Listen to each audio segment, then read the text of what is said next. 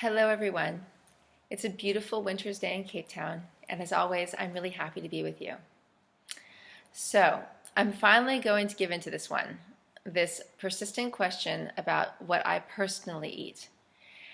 And I hope you will see that it's not because what I do is so relevant to your process, other than perhaps fulfilling some curiosity anecdotally, but rather that it is so irrelevant to your process.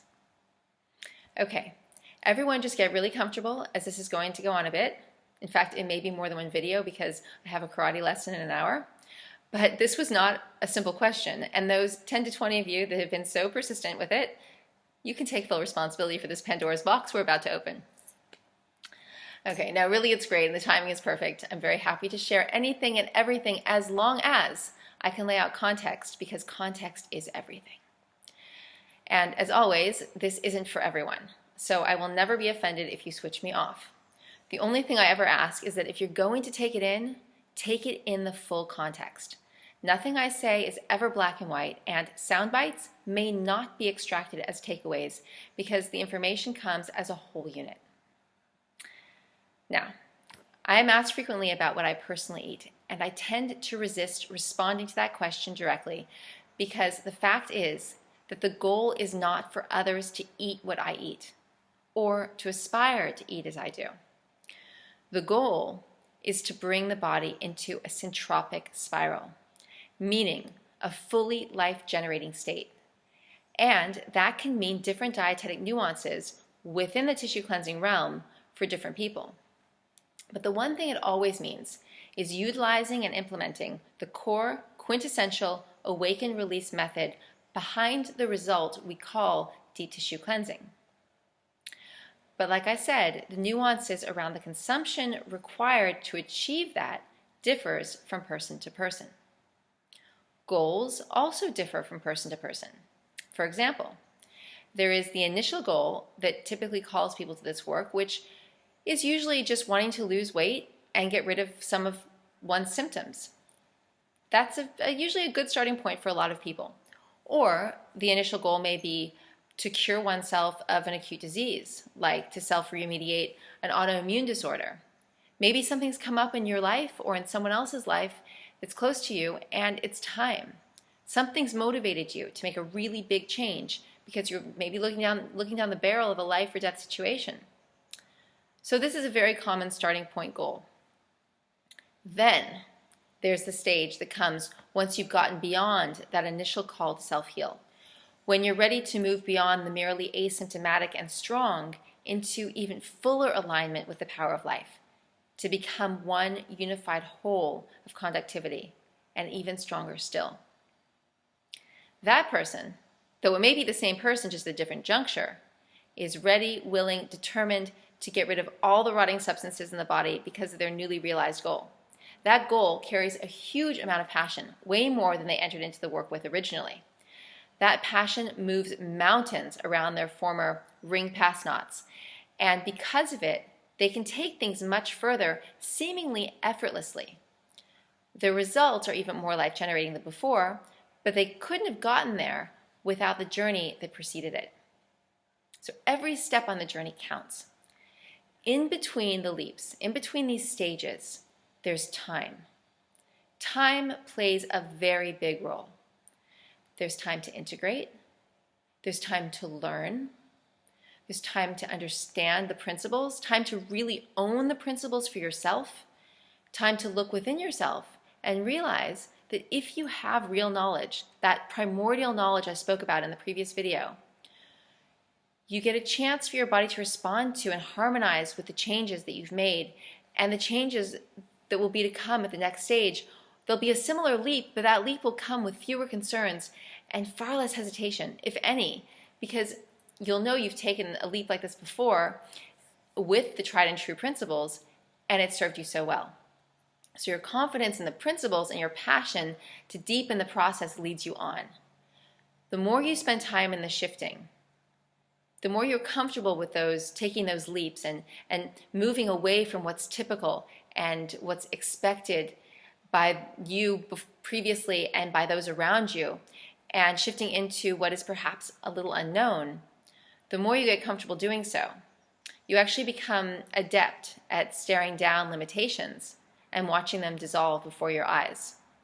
And seeing that process isn't such a surprise anymore, but it is and will always be a joy, and it never gets old. And this, you see, so there's never an end point. So this next leap, this leap you're taking from, you attracted to the work initially because you want to lose some weight or you want to get a little bit healthier, then you want to get even stronger, and then you're ready to take this next leap. And this next leap, even though it's a vaster chasm because you're ready to take things to a whole new level at that point, it feels a lot less daunting because you're entering into it with a lot more confidence. Because you know what the work, you trust it, you know what's happening, you know that the more you remove the accumulation, the greater your life experience becomes. It's just this upward spiral, this centropic spiral. Okay, so this other stage, where you move beyond mere alignment, beyond merely feeling good every day, which is an amazing place to be all on its own, and a place that most people don't get to experience, and they should. You get beyond that, and you move into a place where you actually start to awaken dormant abilities. And you're opening energy centers bigger than you have previously. So at that stage, you may have removed enough that rubbish and rot to get things activated in the previous stage. The stage before, you felt this great success. And this is, in fact, the very reason you're drawn to it. And you have faith and confidence to have, you have this sort of scent on the trail of what can be next. Nobody has to tell you to do it. You do this out of an inner desire. It's an inner sense of knowing where you're going. And, you've tapped into it, and you're driving yourself deeper into it. It's a very personal, intimate kind of self-knowledge. It comes with the process, and it gives you your own sense of what your next step should be. And the reason I'm telling you this is because this precedes the consumption. So if people ask me, like, what do I eat? I don't want to tell them what I eat. I want to tell them about this journey that they're going to go on, that's going to lead them to where they're going to wind up, which what they consume is just is an extension of that. So let's get back into this. So when you don't really care what it takes in order to take things up a notch, when you're not afraid of it, when you want that experience that you know is available to you so badly, you look at it and you move toward it and you lean into the experience, and it becomes effortless for you in terms of the changes you wind up making in your dietetics and in your lifestyle, because they follow that lead rather than the other way around. Okay, that's the powerful way to move. That's your intention setting the direction, and everything else comes into alignment with that direction.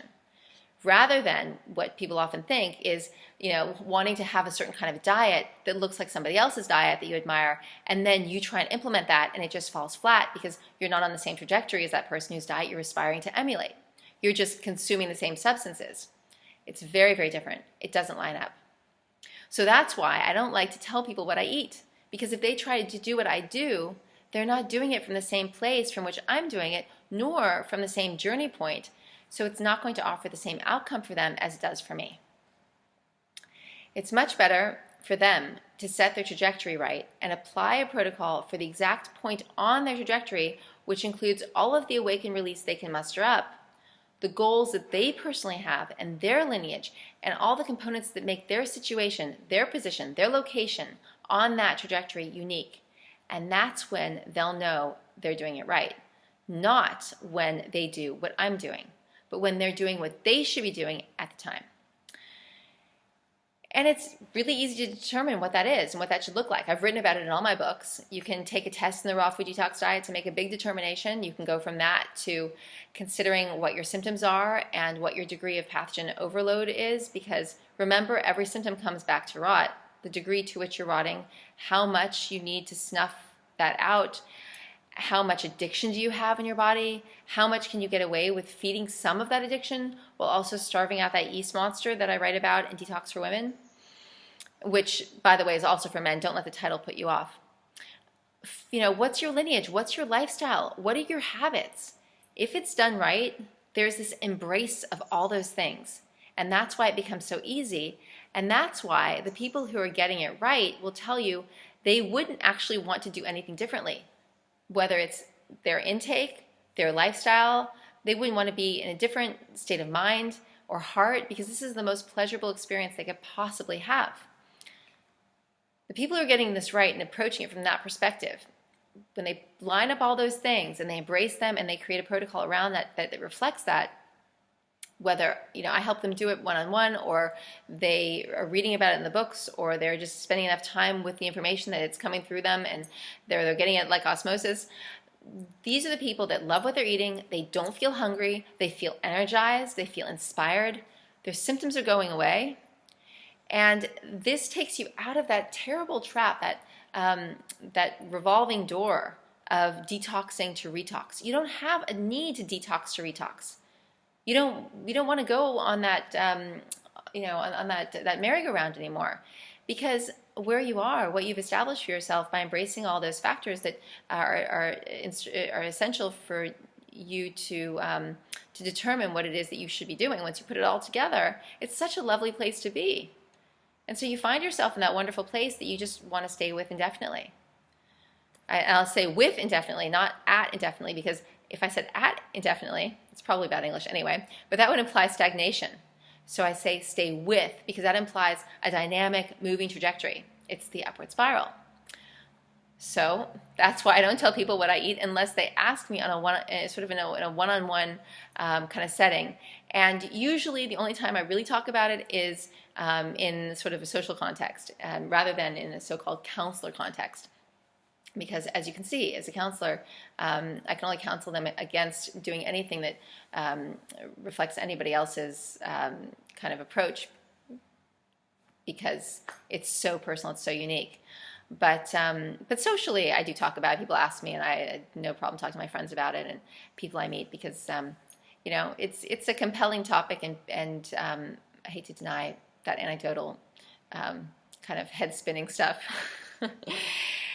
So I'm happy to share with you where I've come and what I've come to and the reasons I've come to this place and what this journey has looked like.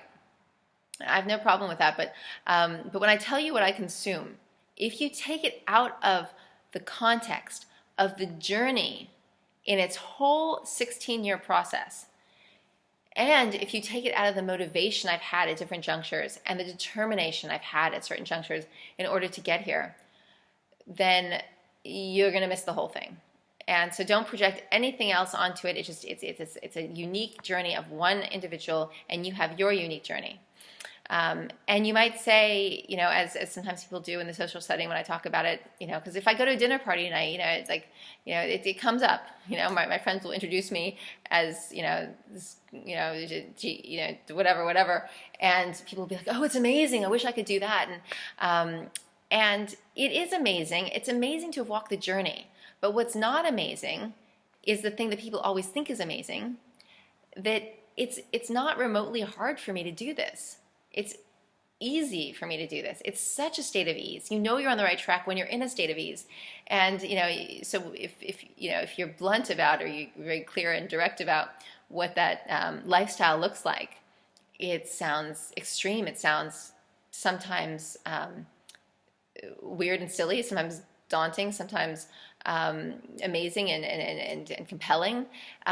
People will always project their own thing onto it. So I'm very used to that. People will look at me astonished when they find out that I don't consume anything, not even water, during the day. And they'll call out in disbelief, like, aren't you starving? I could never do that. No, I'm genuinely not starving. In fact, I'm in this sort of gobsmacked pleasure with it, all day long. And I wouldn't want anything else. But you can imagine there are a countless number of projections that people will make if they take that out of context. I'm sure you've experienced that yourselves to a more or less degree, greater or lesser degree. But anyway, so again, I'm happy to tell you my journey, as long as you bear in mind that even though we're talking about food, we're talking about a journey, not a food journey. Huge difference. We're talking about a journey of consciousness. So maybe talking about food, but we're not talking about a food journey. We're talking about a journey of consciousness. I just want to make that very, very clear. Okay, so I also want to sort of, as part of this preamble, underscore, and this will come as a shock to most people, I don't think about nutrition. I simply do not think about nutrition.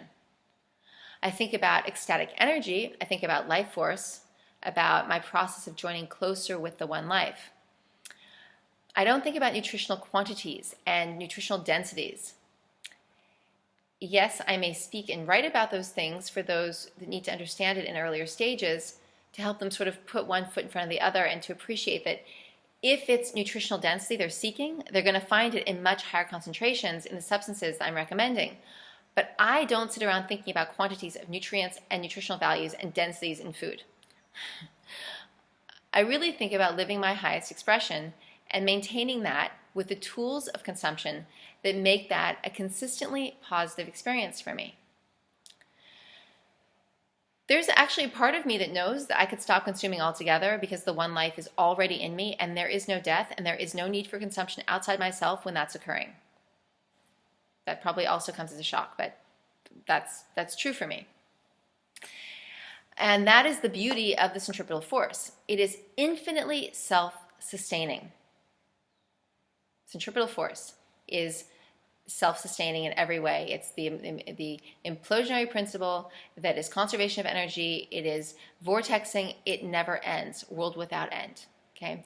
So when we use words like consumption, we actually bring in the centrifugal, because the centrifugal requires consumption, or consumption requires a centrifugal, because it has to be burned off. It's the nature of consumption. The primal fire has to be burned to metabolize it, which means you have this centrifugal act occurring in your centripetal body that's wasting and throwing off your primal fire. So wherever there's a use of primal fire that's discarded, that's used for something that isn't brought back into the spiral, it's wasteful, it's depleting, it's leaking of the energy.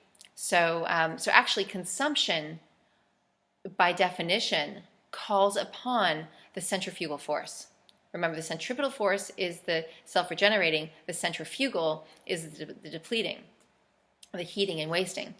So, so if we were in fullest alignment with the one life and we were fully centripetal, we would not be so surprised to know that there are people who live without substance. So, it's out there. It's not for everybody, like I said.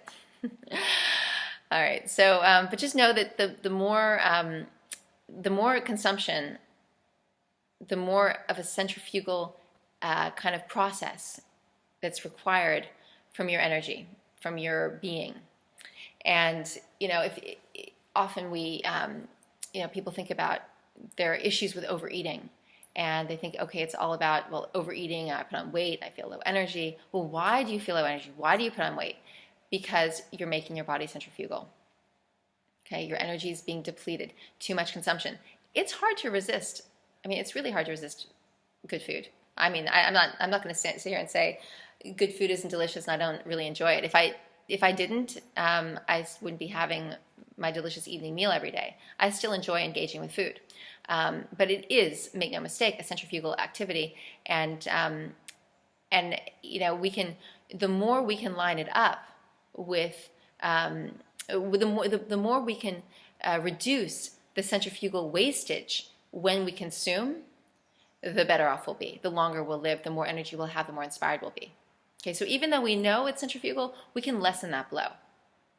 It's never about not doing things. It's about making things work. And if you can find solutions, which is really what my journey has been about, it's about finding solutions so that there can be so much indulgence and also a maintenance of a pristine, powerful state of the system.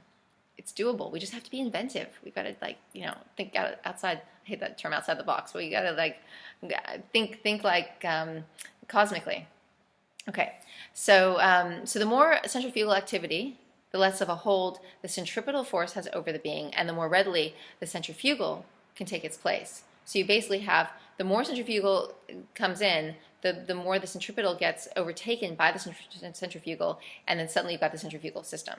Okay, so that alone has been a big motivation for me not to get too lazy with my lifestyle, because it's just no fun to be centrifugal. I mean, it hurts. It's painful. It's, it's like there's all this stuff that comes up, the symptoms, the low energy, the frustrations in the body, outside the body, the needs. You have so many more needs. You feel like you need more stimulation. You feel like you need more joys outside of yourself because there's less joy inside yourself. So I prefer to bring the power, to create the center point of power so that there's not such a need externally, and then, life becomes a lot more effortless. Okay, but then there's this part of me that enjoys the evening meal. And that part of me also knows that if there's going to be anything acidic in that evening meal, such as the goat cheese or a glass of wine or some dark chocolate, there's got to be a large quantity of green juice the next day in order to neutralize those substances.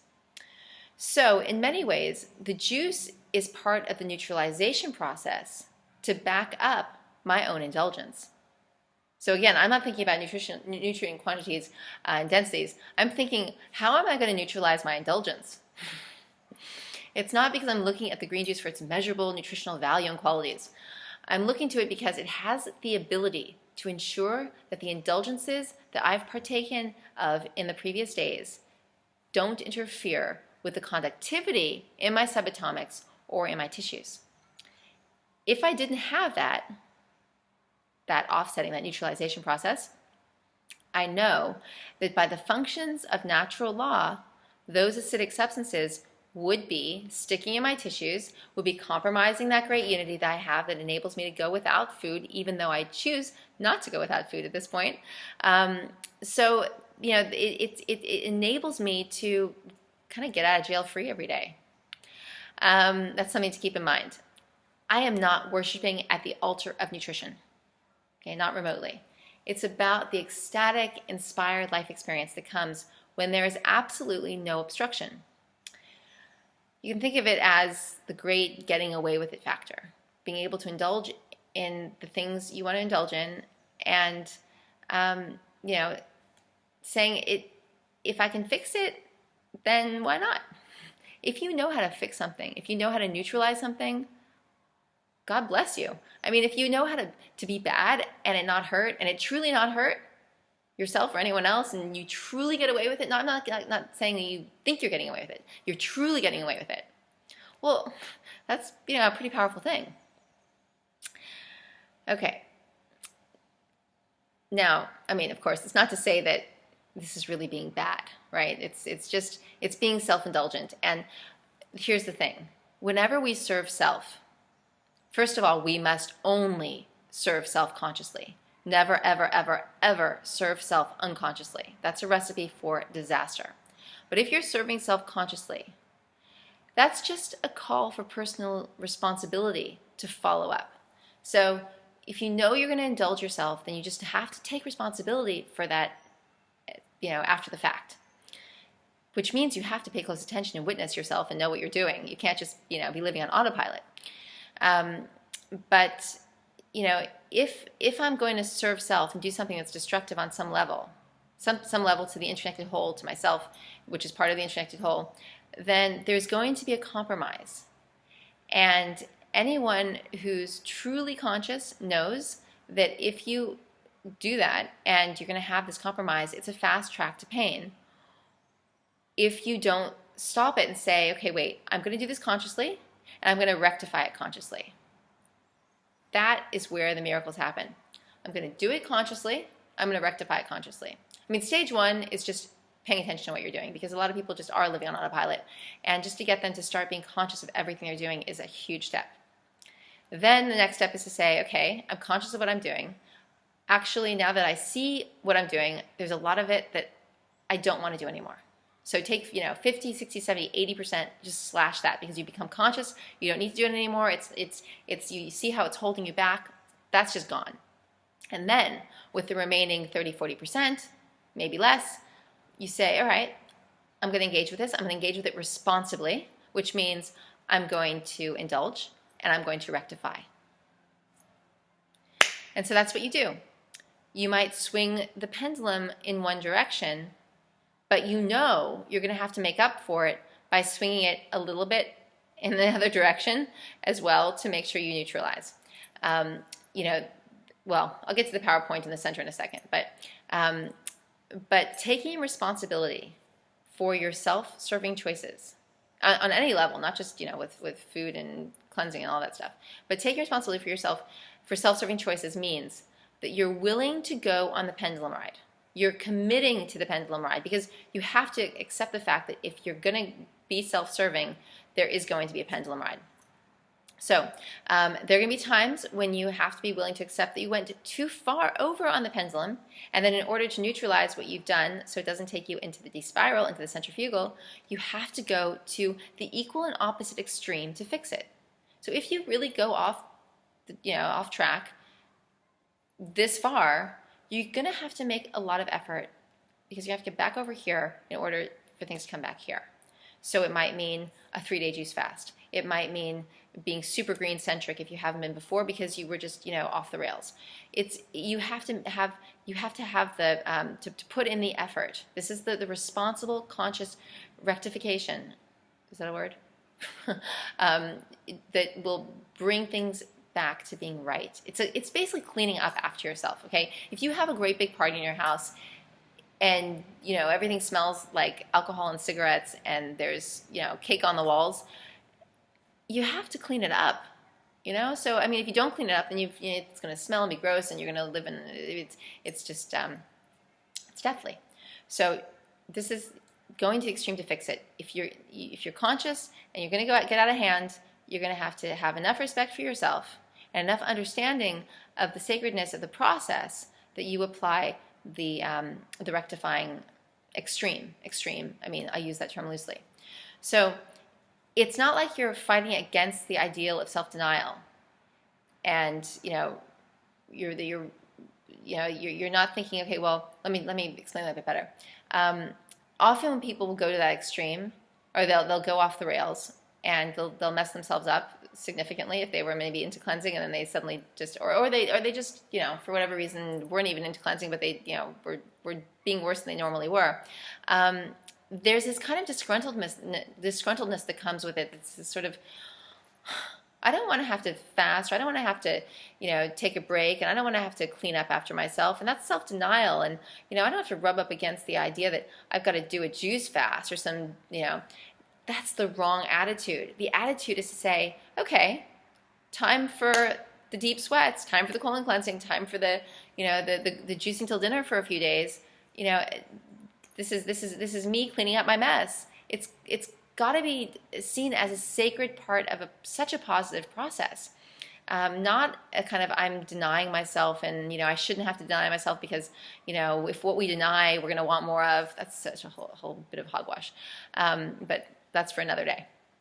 So anyway, you want to bring your body back into that strong state of conductivity and beauty again. You have to embrace that process of working it to the other extreme. And, so you say, okay, I know I went off track, I'm going to fix it. I know what the process requires. And the cool thing about it when you're actually coming from a cleansed state is that it may sound a bit funny, but it's actually a quick fix, because the cleaner the body is when it goes off course. So say you're in a really good clean state, you've been taking good care of yourself, and you just gonna go off the rails. Well, the bad news, which is kind of good news because it means your antenna is really switched on nicely, and you're clear and you're so aware, and your body's has its warriors ready. The bad news, again, I use that loosely, is that you're going to have these extreme symptoms, because your body's gonna be like, oh, excuse me, who goes there? What have you done? You've like incensed me. You've literally inflamed me. You're treading on my freedom. Who do you think you are? This is like, what are you doing here? I don't. This is not the norm. So that healthy tissue has that strong antenna, and it riles at the slightest interloper. So there is this inflammation process that's going to happen very, very quickly. So pretty much within the first few hours, you're going to feel it. It's going to feel fairly hellacious, especially if you went off on a really badly, maybe having lots of sugar and starch, and maybe drinking some alcohol, maybe more than usual, that sort of thing. Your body's going to be like, well, what's going on? And then if you can just jump in, that conscious part of you, and you say, I know. Incensed body, I know, I did it, but hold on. I'm going to fix this. And because the body's so ready to redeem itself, because it's so sharp, it's so healthy and strong. The tissues are strong, the fortitude of the organs are strong. It's going to do so really quickly. So that's the good thing. I mean, on the one hand, you're going to feel like hail. You're going to feel like hail for a little while, but then you're going to be able to fix it really, really quickly. It's kind of like being quick to forgive. So long as the one asking for the forgiveness is genuine, and the body will know whether it is or it isn't genuine based on what the person is doing to fix it. So you can't just, tell the body a lie and say, "Oh, don't worry, body, I'm going to take care of this. I know we made a mess, but I'm going to take care of this." You see, the body is only going to know you're going to take care of it if you're actually taking care of it. But, in real life, people will apologize for things, but, if it's just words, there'll always be this question mark on the part of the one whose forgiveness is being beseeched. And there will always be, this question as to whether it's genuine until there's some time and action, and the trust can then, be seen over time. But with the body, it's like, okay, either you're doing it or you're not. It's, it's a visceral thing. So when it comes to the body saying, "Excuse me, what have you just done?" And, then you just well, let me rephrase that. If the body is constantly being asked to do this, okay, so if you say, "Okay, I'm going to fix it," and you fix it, and then the next day you do it again, and then you fix it, and you go, okay, it doesn't like that. That doesn't develop trust between you and your body. It will do it now and again. You guys can save each other now and again, but to do it consistently with sort of a pattern is actually abusive to the body. The body will be insulted. It will be, it will be disgusted. It will be annoyed with you. It'll stop serving you so efficiently. So just be careful of that. It's kind of, just like a devoted friend or a child or, even a pet. If you continuously do it wrong, it's going to wear thin on that abused part of them. And, they won't trust you and they won't be ready to serve you again. So really honor the fact that you can clean up and that you can have this great support between the two of you, but don't abuse that. Okay, so the other thing I'd like you to keep in mind, again, I told you this would be like a big preamble because getting to the other side of it, I want you to understand the context. And there's so many things that are worth sharing as we get there. So keep in mind that when you think about your regime, your protocol for this deep tissue cleansing, that it should never have any labels attached to it. I know I've said this a lot, but you need to be very careful that you don't get pulled into that sense of feeling like you need to put a name on what you're doing. Whether it's vegan or vegetarian or raw or any of that nonsense. It's meaningless. It doesn't say what the state of your cells are in. So, for example, you could be eating nuts and dried fruits and eating a raw diet, but maybe miscombining, not having colonics, or still doing all of that, but not getting anywhere because the food is too dense or because you're missing the mark in some other way. Missing the mark is missing the mark. Okay, you can have a lot going right, but if it's not all on point, you can easily miss the mark, just like we do in life all the time.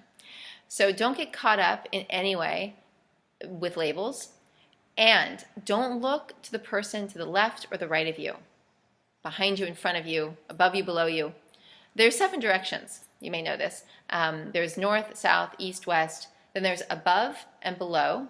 And the 7th direction is the within direction. The only direction you need to concern yourself with is the within direction.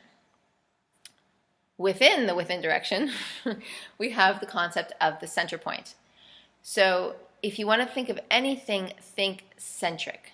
So we're not going to think labels. Labels are outside of ourselves, but in the within, we have the center point. So you can think centrically. What is your centric? What do you want your centric to be? In this way, you can be veggie-centric, which is a great step. This is a step I spotlight in Detox for Women. Veggie-centric means that your intake centers around the vegetable kingdom. So it's not centered in grains or starches or fleshes or nuts. It's centered in water-containing vegetables. Also, when you're thinking veggie-centric, you're not going to be inclined to think too much on fruits. Your only center point is vegetables, raw and cooked vegetables. But what I would suggest in this day and age is that your center point be green. So it's not veggie-centric, but green veggie-centric, or for short, green-centric. So that keeps it in the within direction, which is the only thing that matters and the only place that true power can come from. You get the power from within, never, ever, ever from without. Never from looking at anyone to the north, south, east, west, above, below you. You can, you can think veggie-centric and you can think green-centric if you want to best align with what will best, in fact, snuff out the pathogens, which is really the big MO with our whole approach, because the pathogens are the despiraling. So the green-centric diet is the only one that can truly efficaciously do that. So if you need to have some sort of label, if you feel something, you want to kind of cling to something, that the safest and the most supportive of the process would be centric, veggie-centric or green-centric ideally. Okay, so no labels, no looking at anyone outside yourself, no attaching, no fixating upon other things that may be trending at the time that you've read about or heard about. Okay, the media is constantly trying to put little things out there to grab your eye, little dangly things to grab your attention, as if you were like a baboon and you saw a sparkly object in the car and you wanted to reach out and grab the earring of the driver. We don't want to be baboons looking at shiny objects. That's really disempowering. Nor do we want to be the leaf being at the mercy of the wind, just flying from one place to the next. Okay, no, we need to be that 3,000-year-old oak tree that's so grounded and so clear about what it is and where it's come from and its connection to the earth and the sky. And in that power, it actually is part of the earth and sky. It becomes this unified, holistic unity. And that's being centric. Okay, that oak tree, it's not trying to be the lemon tree. It's not trying to be the bird flying above it. It has an affinity for and a synergistic relationship with the things around it, but it's expressing its authenticity quite happily and without desire for anything outside of itself. And because it has that sense and because it can appreciate those things it synergistically has an affinity for, in that sense, it actually can connect with the one life and know that it is all things. So there's this sort of wonderful dynamic when you're really authentically yourself and also so connected and so in your centric state, you actually have a greater ability to sense and feel and appreciate and unify with the sentiments and feelings of all life. And that is a really sweet place to be. Okay, that's where the ecstatic comes in. That's where you are, and you're the center point of life, and you can't be motivated by the materialistic, monetary things that the world would otherwise expect you to be motivated by. Okay, also at the risk of this preamble getting any longer, people always think that you're not living if the pendulum isn't swinging. That pendulum, remember, is the stimulation that you have to fix if you indulge those acidic things. And most people are just living on the pendulum. They're not rectifying it when they swing this way. They're just going to extremes. So they're just wreaking havoc day in, day out. They have this centrifugal pendulum going.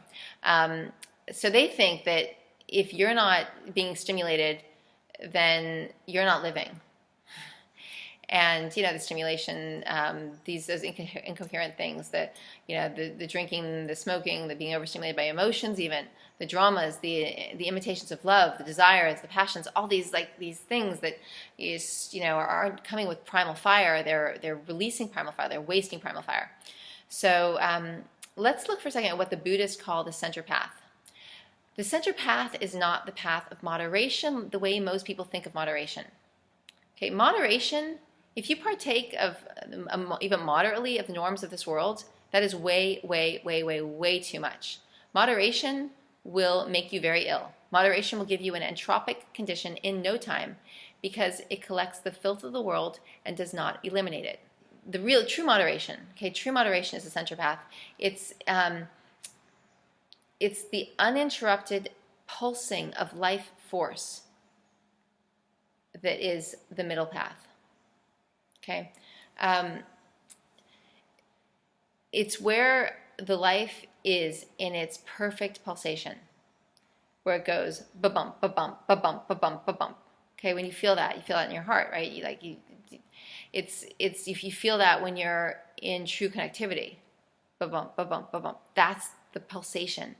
That's the center path. So excuse me, the center path, the middle path isn't is like, so if you have the pendulum, right, if you're in the center, that center point is actually not a dead point. It's the ba-bump, ba-bump, ba-bump. Okay, that's the life light. That's where you want to be living from. And when you get into addiction, it actually pulls you out of that. Okay, so you get pulled into desire, and you get pulled, in these directions. But if you're here and you can't be pulled, then it's gonna strengthen. Anytime we're giving into the things that we need to leave ourselves behind to reach out for, we're getting on that pendulum, and that's when we need to wind up making up for it. Okay, so, and if we don't make up for it, of course we have problems. So there's really no way to get out of it. You either have to do the work, take the responsibility to fix it, or you're going to have problems. There's no way of escaping once you've come out of yourself, out of your center point, to indulge in something. So be ready to consciously rectify it. But people think that that life is on the swinging pendulum, and and desire is actually not life generating unless it is for a greater degree of pulsation in that center point. That center point can expand, so you can actually deepen your experience of the ba-bump, ba-bump, ba-bump. Okay, that's cool. If you desire the center point to expand, so if that kind of desire, that's pure desire. That's good desire. That's desire that's, when I say good, it's life-generating desire. But your desire is, if your desire is not that, it's going to be pendulum swinging desire. Okay. Let's see. So people will say, come on, live a little. Don't you want to have this? How can you resist? Come on, you're not living. And I'm quietly saying, yeah, whatever. You can't make them have your life experience and know how miraculously you're living, how enormously you're living, how ecstatically you're living, how inspired your life experience is. That's your centric space. They're not going to feel that. Now, they may be captivated by something within you, and they can see it, and they can't really identify it, but they know that there's something very alive in you. And they may respond in different ways to that, but and people's antenna, they pick up these things. They're not always sure what to do with it, but whether they acknowledge it or they can identify it, it's really irrelevant. It's your centric experience. Just don't let the outside world, with all of that desire to bring you in and make you feel like you're not living, don't let the outside world derail you from expanding your inner experience. Okay, the things that will be said constantly. So expect it. Don't be angry about it. It's fine. It's their perspective. They're not having your same experience. You can embrace that, you can embrace and appreciate where they're coming from.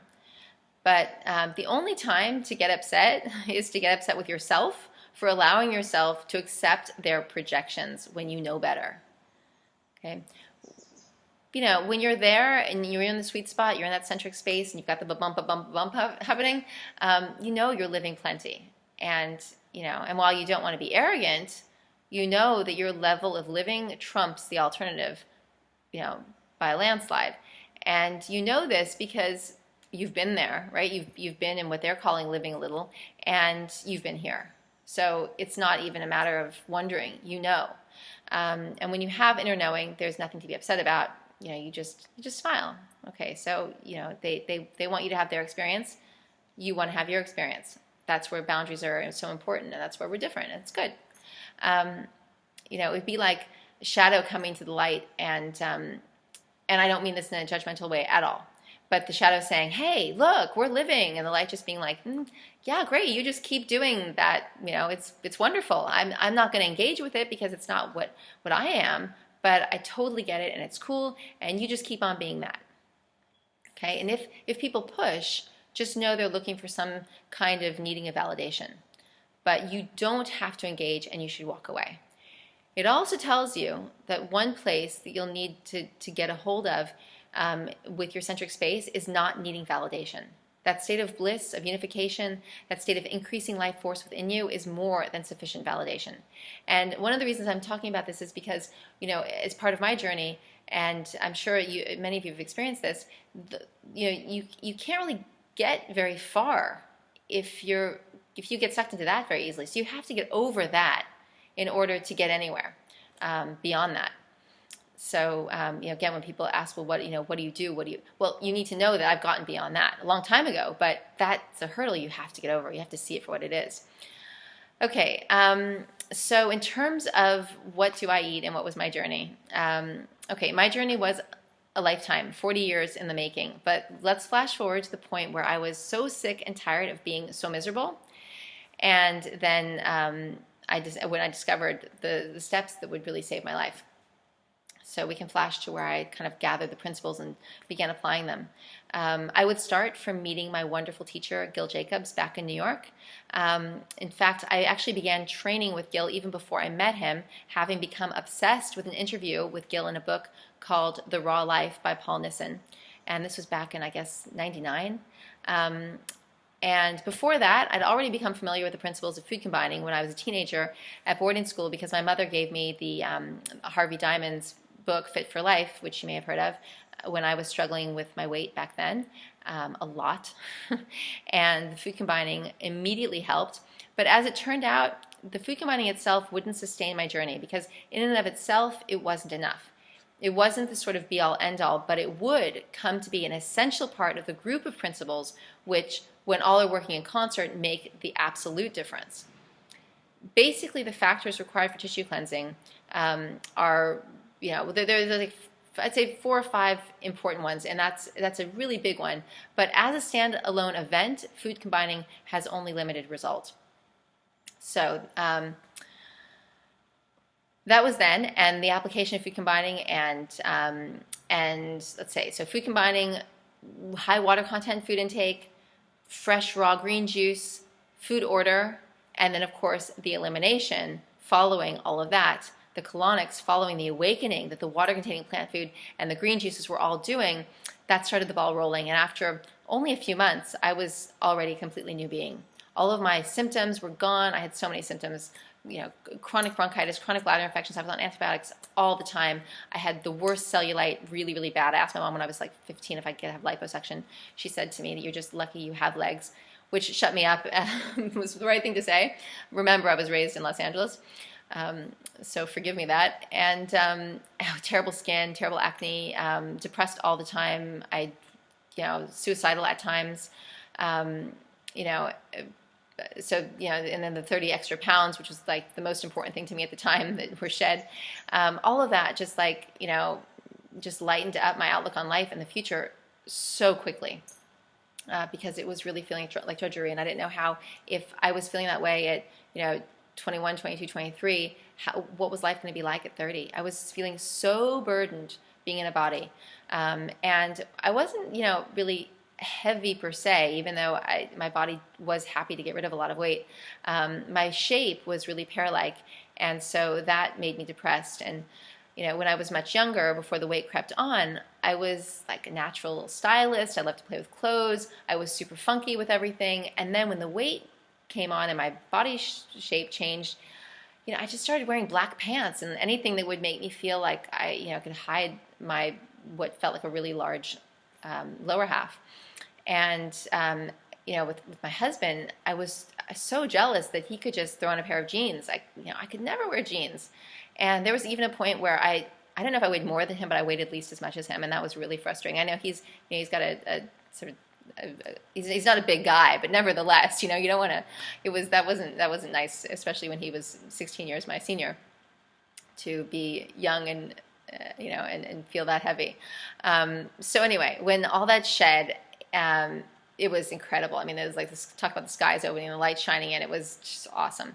And, it also enabled me to start tapping back into the creativity, the style that was really fun. I started opening up and becoming creative again, connecting with, my fun feminine side. And that was incredible after becoming so closed up and so calcified. And at that point, like I said, I was only in my, my early to mid 20s. I shouldn't have been calcified and closed up at that point. I should have been in such a huge state of expression. So the point I want to most emphasize is that that I was still at that stage when I was having this enormous shift. Everything was changing. My symptoms were going. My weight was going. everything was, my mood was improving, my everything was changing like radically.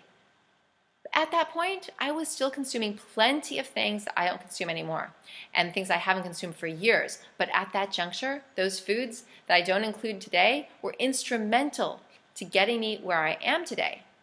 That's why I don't like to share what I eat, because if I had eating what I eat now would have been destructive to my process back then.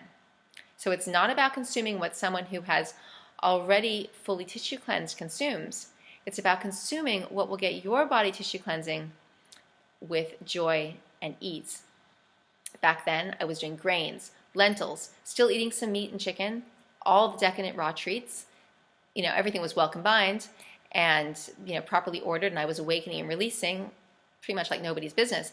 But it's because the formula was just right, with just the right amount of awakening substance and just the right amount of non-ideal transition foods to prevent a hyper-attentive state of cleansing. All right, in closing, what is this enigma? It's not an enigma. It's just, it's just has to be taken in context. So you had to understand the whole journey. You had to understand how much it meant to me to feel better. You have to understand that every step of the way there's another leap to take, and in the adjustments, in the chemical adjustments, the biochemical adjustments, and the intake and the increase in centripetal force, and also bear in mind, having had 3 children, there are a lot of adjustments that need to be made because your body, your resources are being so used up to produce and nurse these children. So my journey was so unique, just as yours is. And so I'll tell you. So I don't consume anything until about 5 or 6 o'clock. And when I say anything, I mean anything at all. I usually don't even have any water. But if you listen to the previous video, you'll understand that what true hydration is. And you'll understand that when there's no obstruction in the body, there's nothing that's dehydrating. And so you don't have the same hydration issues. And I drink my food and I eat my water, meaning that my food, the real nourishment, the concentrated nourishment, is in the green juice. Remember, I don't look at it that way because I'm getting myself out of jail, so to speak, having my green juice. But that's where the real nourishment of the vitality, if you're going to look at it that way, in the day is. And so that's drinking your food, and eating your water means to eat the water-containing plant food. So I'm deeply hydrated. I am about as hydrated as they come, even though I don't drink water during the day, and I'm an athlete. So I do anywhere between an hour or 2 hours a day of fairly intense exercise, depending on the day. And I don't do that because I'm trying to achieve anything except that great athletic prowess, which I fall short on. Of course, I'm not suggesting that I'm some sort of great competitive athlete, but I do call myself an athlete because I think it's important for one to call oneself an athlete if one endeavors to have some physical prowess. And if we don't, it's like Greg Braden when he went out into the desert with the shaman who was going to be praying for rain, and he asked him afterward. He said, "So what did you say? What did you ask God for?" And the shaman said to him, "I became the rain." So we become that which we want to see manifested. So I call myself an athlete, and I like to work hard. I love to push myself. It's invigorating for me. My father was a heavyweight champion boxer, never lost a fight, and I like to think that flows through me. All the lineage we can complain about receiving, let's focus on the lineage that really makes us great as well. So we have our lineage in full. So when we take inventory, when we recapitulate that which made us what we are, let's not just recapitulate the bad, let's also make sure we recapitulate all the good. So I love that. I love his musicality. He was a great musician. He was a great fighter. My mother, so many amazing qualities. And my grandparents, I just weave that into my strengths. It's like almost going through and excavating what the great dormant things may be in your DNA. So take time to do that. I know I'm still like derailing, getting off track, because you know how much I want to talk about what I eat. Okay, so breatharian, breatharian, prana until juice, which is around 5 or 6 o'clock, can differ on the day, but generally it's pretty much never before 4, and it's usually right smack dab between 5 and 6. And that's not a hard and fast rule. It's just when it's time. Okay, because we never look at the clock. That's the the we want to take time out of the equation. It needs to be about rhythm. It needs to be about distinct presence of cellular desire and energetic needs. So if you're feeling your energy dipping, then it's telling you something. If you feel like you're generally getting weak, then it's telling you something. If you feel great and it's a certain time that you typically take something in, then maybe you shouldn't be taking it in right away. And also remember that your body utilizes that which you take in so much more efficiently when you take it in when it truly needs it, as opposed to when you're just taking it and giving it. So, and also if there's an emptiness, then it's going to get pulled into the vacuum, which means it's going to be better assimilated and better eliminated. I'm still kind of skirting around this, aren't I? Okay, so dinner is my meal. I have at 5 or 6 o'clock, I have my green juice. It's usually somewhere between 32 and 48 ounces of green juice. And I've been known to have more, I've been known to have less. It's not hard and fast, but it's usually right around there. I'll usually put through a big head of rainbow chard and a fairly large portion of the thick spinach, not the baby spinach, but the thick spinach, although baby spinach is great. I'll do 2 or 3 cucumbers and a couple of lemons, a piece of ginger, more or less. And it can differ. It just depends on where I am, what I'm able to access. But, with 3 kids in a household and all that goes on in my life, I keep a fairly routine structure so that those things are never issues. Everything else in life can get a bit chaotic, and who knows what comes up with all the children, their schedules, and their desires, and their needs, and whether it's a parent-teacher meeting or somebody needs a new rain jacket or somebody wants to go to a party on the other side of town and, I don't know the parents. I mean, there can be anything. Those of you who are parents know. Just to maintaining the structure of a home and a neat, beautiful, healthy home. So, sorry, I'm filming this outside. It's such a beautiful day, and there's certain cars going by, so I apologize about the noise. And so that's routine, the green juice. And then around, usually about an hour and a half later, I dig into dinner, which is, basically a feast every night. I'll do some baby greens with some raw goat cheese and lemon juice. I never, ever, ever touch oil. You'll never see any oil anywhere near me. I don't believe it's food for humans. I believe it's food for machines. And let's see what else. So the greens, plenty of greens, lots of greens in different varieties, mostly raw, sometimes some cooked greens, like in the winter. Like right now, it's winter in K-Town, which is just ridiculous because it's like summer anywhere else in the world. But I'll do a big plate of just plain steamed spinach. I love that. Steamed spinach with some Parmesan. In that case, I don't even bother because I know it's cow cheese, but like who cares? Because it's so delicious and it's all those greens. And if you keep a basic structure to your dietetics that is so highly alkaline, you don't have to worry about little things here and there. Like there was a time when, my family, God bless them, they like to go to Hillstones. I don't know if anyone out there knows Hillstones, but it's a steakhouse. And yes, my family goes to steakhouses, and my husband makes steak on the Barbie, as they say here. And there's a lot that goes on in this household that is not what I partake of. But that's fine. Everyone must do what they want to do. We have to be sovereign beings. And anyway, once I put my fork into the barbecue sauce at Hillstones, it's pretty amazing, I have to say. I'm not going to say it's life-generating, but if you have it with a big green salad, something about that barbecue sauce with the goat cheese and the greens, it's pretty indulgent. I don't think you really need anything else on that menu because that is like the most delicious thing ever. But the point is that you can do little bits and pieces of things here and there if your routine is so steadfast. So, for example, if you put a delicious bowl of homemade ice cream on the table for dessert, you can bet your bottom dollar that my spoon is going to find that bowl of ice cream, and I'm going to have probably more than one spoonful. But that's in the structure of a highly alkaline, clean tissued life. And remember, if pendulum swings, pendulum's going to rectify. So I'm not leaving my body on its own to handle all that. I'm going to get involved and fix it. So if I'm feeling a bit funny, if I feel like I'm going to pay the price, if I feel like I'm paying the price for it the next day, if I can see it in my face, if I can feel it in my body, I'm not going to entropy. I'm not going to allow the centrifugal to take over. So I'm going to do what it takes to bring myself back to a state of very, very strong physical integrity. Okay, but basic night in the life looks like a platter of a pile of pyramid of carrots. Lately, I've been doing some organic corn because I get really good organic corn here, so I just do a couple of corn on the cobs. Usually a bowl of baked beets. Beets, you know how they say pork, the other white meat? Well, I like to say beets, the other red meat. And yeah, sometimes the beets are golden, so they can be the other, well, they can be a sort of a yellow meat.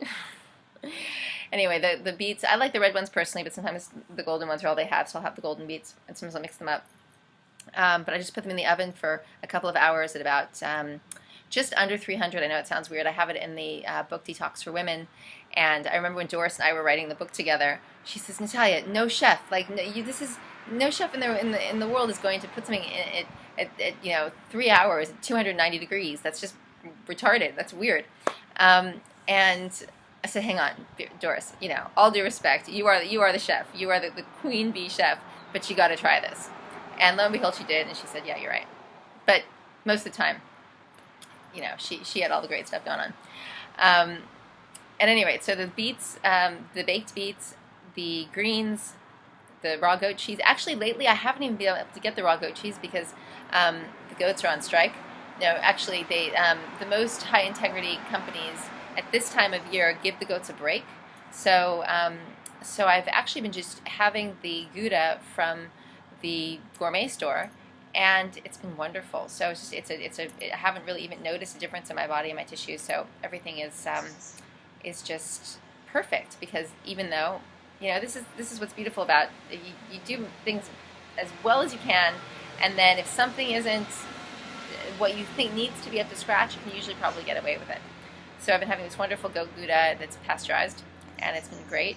And what else? So the carrots, piles of carrots. I eat a lot of carrots. Probably maybe I don't want to say, because again everyone's gonna probably 8 to 10 carrots in a sitting, nice big long carrots, and the beets and the greens and the cooked greens sometimes, the spinach like I mentioned, and the beets. I said that 3 times I think, because I really like the beets. And with the beets, you bake them and you don't put them in anything. You don't put tinfoil or anything on them. You just bake them naked, and when they're ready, I like the skins on. I mean, if you bake them without the skins on, they're going to lose that intensity of flavor. So bake them with the skins on, and then, you can be civilized and cut them up if you like, but I really like to be barbaric with them and just dig my teeth into them, and you make a bit of a bloody mess. But it's all in the name of deliciousness. And the kids love it too. So the kids usually wind up, I have this, like I said, this platter, and I put that out sort of right before we sit down, and it's half gone before we even sit down, because the kids are grabbing the carrots and the beets and the olives. Oh, can't forget the olives. So I get really good, high quality, the best quality, or not always organic. Sometimes they're not organic, but fresh olives. What's important is they're fresh. They're not in oil. Never, ever, ever in oil. If they're in brine, that's okay. You just rinse them really well. Always rinse off the oil. Rinse off the olives. And lately I've been getting some delicious smoked olives. They're delicious smoked olives. But the Castelvetranos, which I can get, I haven't seen the Castelvetranos here. The Castelvetrano, Castelvetrano, however it sounds. Those are Gourmet Garage. They're online. Gourmet Garage in New York City. They're online, very easy to find online on Amazon. They're green and they're really, really juicy. And then there's the Cherignolas, of course, which are amazing, which most people are familiar with. And there's the black, the red, and the green. I think the black are pretty hideous tasting. I guess some people must like them because they sell them, but the red ones are to die for, and so are the green ones. As long as they're crisp. You don't want them when they're soggy. If they're soggy, they taste like schlock. Okay, so then chocolate. Then we have the chocolate course, and that's the 85% chocolate for me. As long as you get above 70, you'll be on the right track. And sometimes some wine, sometimes a glass of wine. It just really depends. Sometimes I'll go months and months and months without any wine. I actually went a year once, just because I wanted to prove that I could, without even a soupçon. And then, I find it's a very festive place living here. So the wine does get pulled out a lot. I'm just very, very careful with it, because a few sips is fine, but it is definitely entropic. It is definitely centrifugal. It is not life-generating. It can be part of a life-generating lifestyle if it's done minimally in the context of all the good green stuff that we do. Okay, the light is calling me. See, it's chasing me over here. I want to get back into the light. I gotta pick up Electra from preschool. And then there's the big one and the boy, and it's mama time now. The afternoon is mama time. Morning is mama meaning mama's on duty. The morning is mama's taking care of mama. I've actually been getting up at 5 o'clock in the morning to get to do all the things I want to do because there's just too much life force. No, honestly, it really is. There's a lot of life force. And if you see this, I don't know if you can see where I am, but I am in the bosom of Table Mountain. It is absolutely glorious. This is where I get to live. I don't know, what took so long, but it is heaven here. So I hope you all come. We'll have a chocolate tasting and have a green juice party and go to the beach and run on the sand and jump in the water and just lap up all the life force. Okay, it's such a pleasure to share this with you. I hope it was helpful. And keep sending in your questions. There's some things I'll be able to get to, other things I won't. Forgive me. I'll try and integrate as much as possible so that everyone gets their questions answered. Oh, I almost missed a really, really big thing. I know I want to talk about fruit. Someone asked me about fruit. Let me quickly do that. So the issue with fruit, and I know some people are really excited about the 80-10-10, and I'll get my math right? 90-10-10 would be something else. Fruit is not what it was created to be now. So we're dealing with something that's super sugared up, high entropy substance. And again, you can look at the last video to understand what that means. Unless you're eating really low sugar fruits, you're doing berries or grapefruits or green apples or sour plums, that sort of thing, you're really going to be getting mostly pathogen feeding substance into the body. So I wouldn't overdo that. I'd be careful with it. I really don't do fruit. I'll do fruit when I'm breaking a juice fast, but I haven't done a juice fast in a really long time. I haven't needed to. The beauty of doing long juice fasts and getting to where you get is that you don't always have to go back to them unless you really screw things up badly and you need to fix yourself in a pretty serious way. I haven't done a long juice fast. Well, I actually did one about a year ago.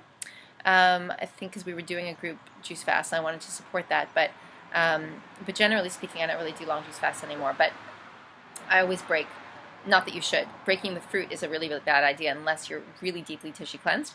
But I would do like 3, 4, 5, 6, 7 days of fruit following the juice fast. That worked really well for me. But just putting fruit into the diet now doesn't really call to me. If we were living out in the wild and the fruit was wild, it would definitely call to me. Like if we were living the Anastasia life, then it would be cool. But grocery store fruit, if you've got an organic pear tree, that's definitely a low sugar fruit, and if you really enjoy that, you should have it by all means. But if you're asking me what I'm doing, I'm not doing fruit. But for some people, they love it. For some people, it works. This is again, it's your journey. But you ask me what I do, so I'm gonna tell you what I do. No holds barred. And then there's something else to do with fruit. I can't remember exactly what it was. But anyway, hopefully that helps.